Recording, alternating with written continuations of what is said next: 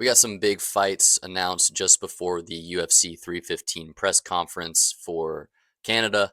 I'm going to be going through these fight announcements one by one, kind of giving you my thoughts on the matchups and why the UFC made these fights or are in the process of making these fights.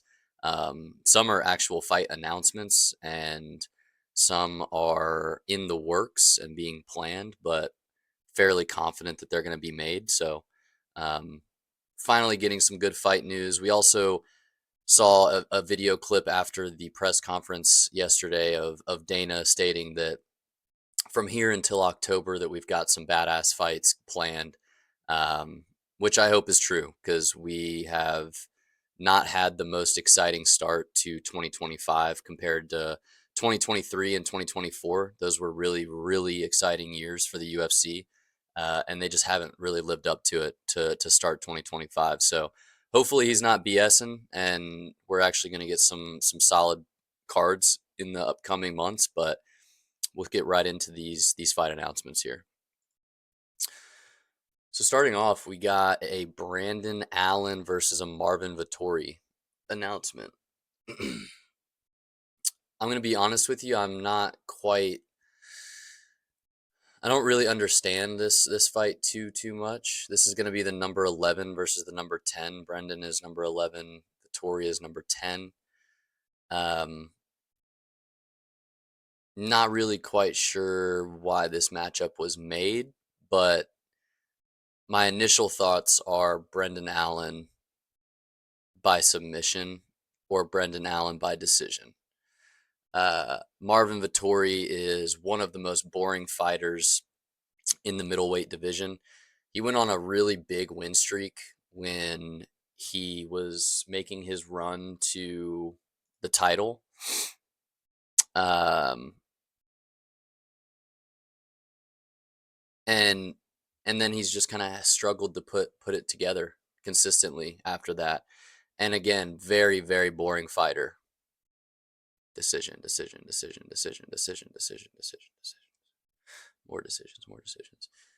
You know, he's uh he's not the most exciting fighter. Ever since he got into the UFC, he's got 2 finishes, and he's got what,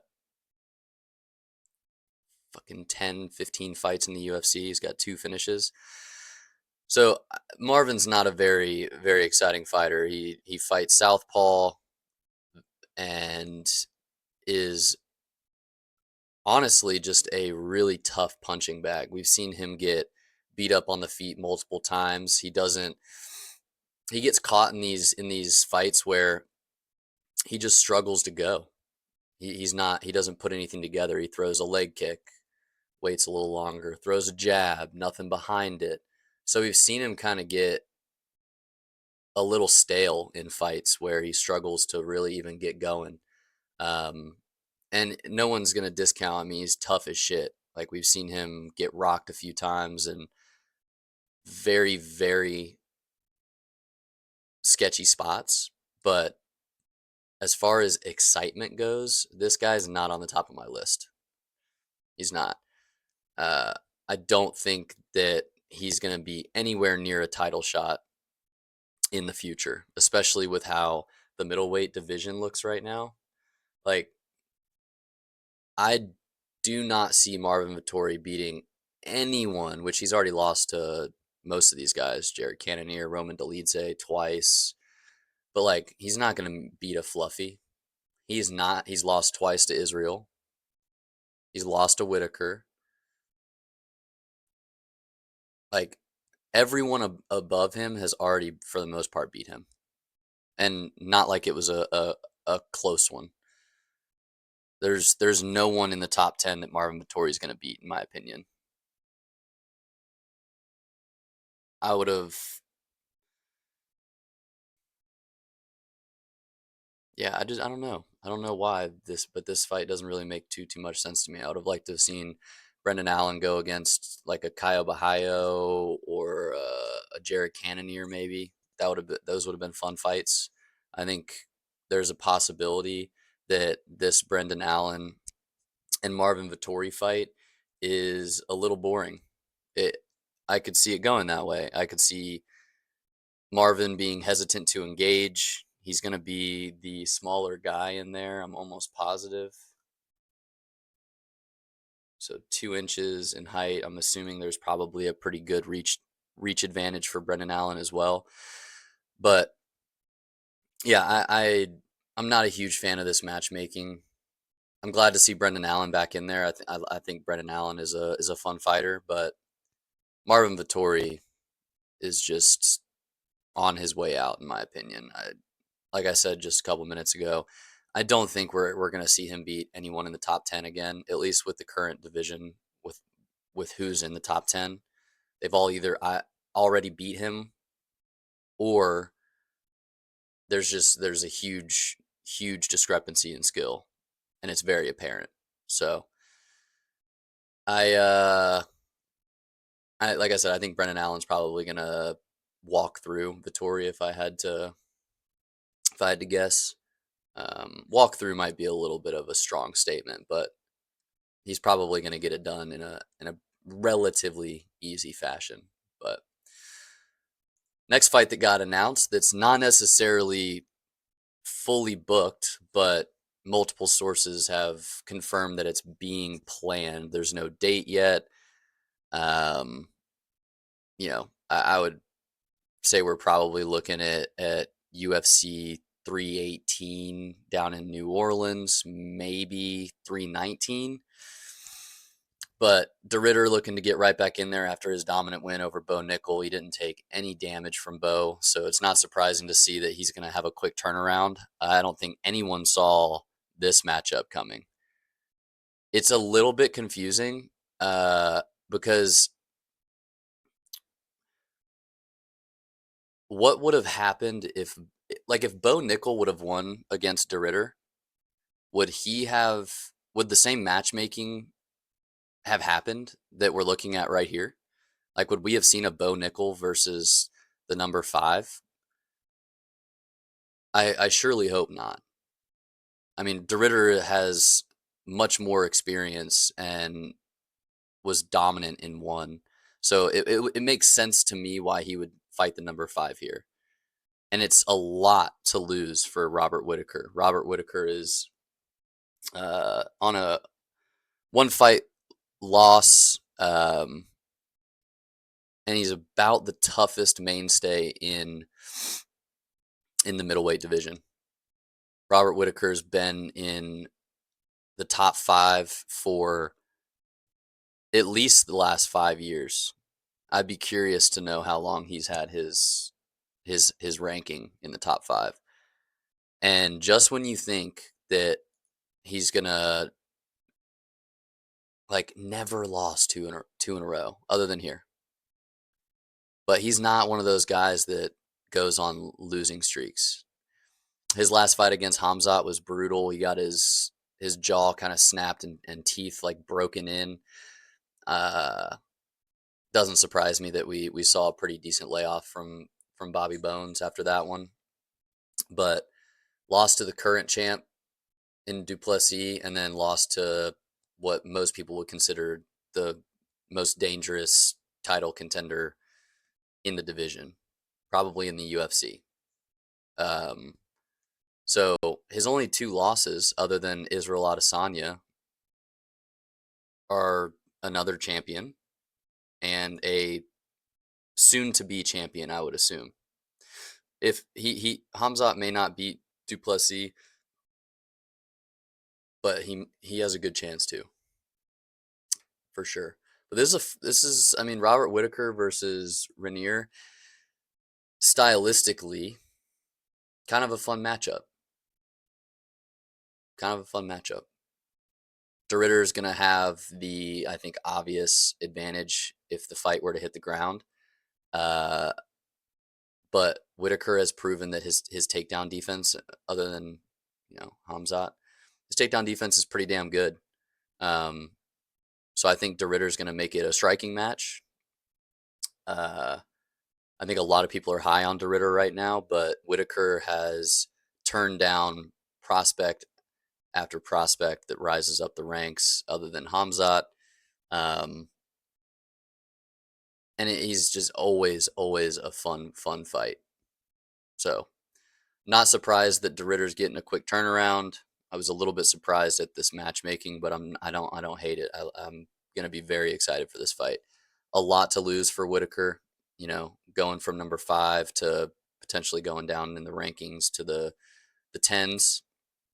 Uh, that's a lot to lose for Bobby Bones, but DeRitter also has nothing to lose and a lot to gain. Coming off of a pretty easy win on Bo, it's not like it was controversial. And then now you're fighting the man, Bobby Knuckles. Fuck, this is just a great matchup. Going to be very difficult to choose who I'm going to go with on this one. Early, God, because like experience, we saw in the Bo Nickel fight, experience matters. Obviously, Bo Nickel looks like he's never been hit hard in his life, but like there's a ton of experience between these two. It's not like DeRitter has way more experience than Bobby Knuckles. So it's fuck, this is a tough one. It's a tough one. I almost don't want to like give a prediction right now because it's that difficult to choose. But nonetheless, exciting matchmaking. Didn't see this one coming at all, but I'm glad we're getting it. Moving on. Next fight announcement that was pretty big was Cody Garbrandt versus Ronnie Barcelos, sorry. Barcelos just beat Peyton Talbot and took that hype train right off the rails and dominated him. He's a very, very good wrestler. His top pressure is incredibly good. And again, styles make matchups. This is an interesting matchup because we all saw how dominant Barcelos, and we've seen it in his past fights. Like he's a very grimy wrestle, tire you out, beat the fuck out of you on the ground. Just a very grimy pace. And then you got Cody, who swings his 2 from his back pocket. Uh,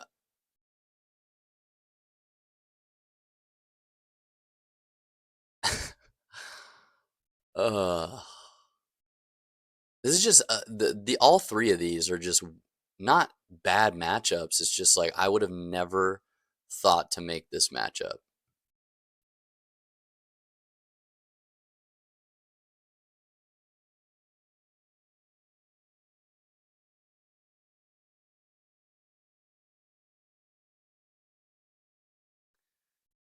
Like I just Cody Garbrandt has had obvious troubles in the bantamweight division.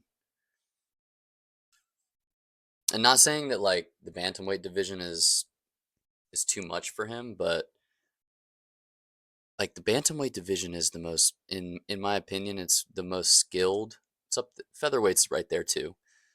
But it's a tough you're going to have a tough time in the bantamweight division if your main goal is to stand up and bang with people, because if you do, your striking has to be crisp.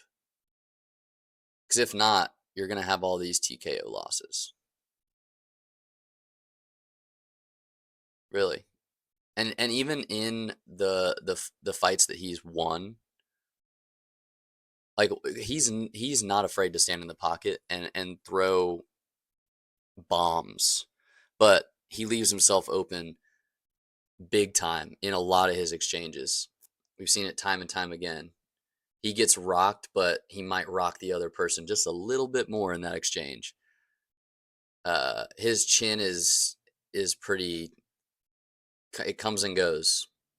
There seems to be no rhyme or reason as to when he decides to go to sleep. We've seen him get absolutely fucking folded, and then we've seen him eat overhand rights or big bombs, and he shakes it off. So he's just one of those guys that like his chin is just very inconsistent, and so that's what His record really shows it. And not only is his chin inconsistent, but just his performances in general. Like his performance, he cannot get it together.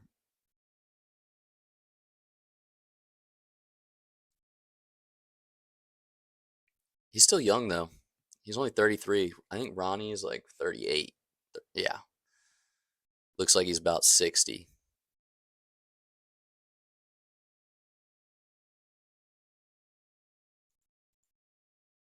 Like I said, beat Peyton Talbot, dominated that fight. Lost to Kyler Phillips and lost to Umar. Lost to Victor Henry and Timur. But before that, he was on a big streak. Got into the UFC, 5-fight win streak, beat Saeed. That's a Saeed's a tough opponent, especially in the bantamweight division, so tall. Beat Kurt Holloway, Chris Gutierrez. He's just a tough old bastard. That's really what he is, just a tough old bastard. And I really don't see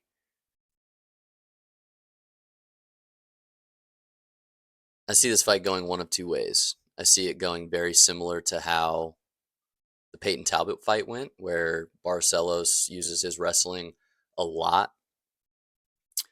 But Cody Garbrandt is 100% better on the ground, at least getting up, than Peyton Talbot. Peyton Talbot was exposed in his inability to get off of his back. Like we didn't even really see him get to a hip or a shoulder to start creating space. Like wasn't using feet in the hips, like trying to create distance so that he could technical stand up. And like Cody Garbrandt is a little more scrappy. We're gonna see Cody Garbrandt actually threatening to get out of bottom, creating scrambles. He's a little more scrappy than Peyton. So it's an interesting matchup. I think if Cody can keep this on the feet, he's got a really good chance of knocking Barcelos out. Barcelos has been tagged a few times and knocked out, but Cody's got a ton of power at the bantamweight division. Like I said, he throws his fucking punches from his back pocket, and if that does connect, it's we've seen him put some people out. And at 38, not saying that has a whole lot to do with your chin and your ability to take one, but you got to think it accounts for something, right? So if Barcelos can get this fight to the ground, I think it's going to be a way more interesting fight. But if he struggles to get Garbrandt to the ground, we could see this, being a pretty stand up fight and potentially being one sided. Because I do think that Cody has a speed advantage on most people he fights. Like he's very quick. His strikes are fucking lightning fast. I think he's definitely going to have that advantage over Barcelos in this fight. But this could really go either way. Overall, 3 really good fight announcements between Cody Garbrandt, Ronnie Barcelos, Whittaker, and DeRitter, and Vettori, and Allen. Out of all 3 of them, this one's kind of the most confusing to me. I think Brendan Allen's probably going to make it look pretty easy, but the other thing is, I just want to leave you with this. I know I mentioned it earlier, but Dana White is making some big promises here. Okay? Some big promises. He's saying that we've got bangers lined up from this Saturday to October. And I truly hope that he's just not saying that to keep us on our toes. I hope he has some big announcements. We still don't have a main event for UFC 317 International Fight Week. I'm assuming we'll get that fight announcement after 315, considering he said that the Islam fight and who he fights next is going to depend on the main event outcome on Saturday. We've got Ilia Topuria, John Jones, and Aspinall. So we've still got a lot of fights that need to be announced and have been teased for quite a while. So hopefully we get some more good news. The fans are chomping at the bits to get some of these fights made. So hopefully the trend continues and they keep making these fight announcements. I would assume we'll get more next week. They tend to give fight announcements like closer to events. Seems to get a little bit more eyes on things as they're building the promotion for that weekend. But overall, 3 fun fights. Going to be very interesting matchups. We'll see what else is in the pipeline for us. Thanks for stopping by. Catch you in the next one. Peace.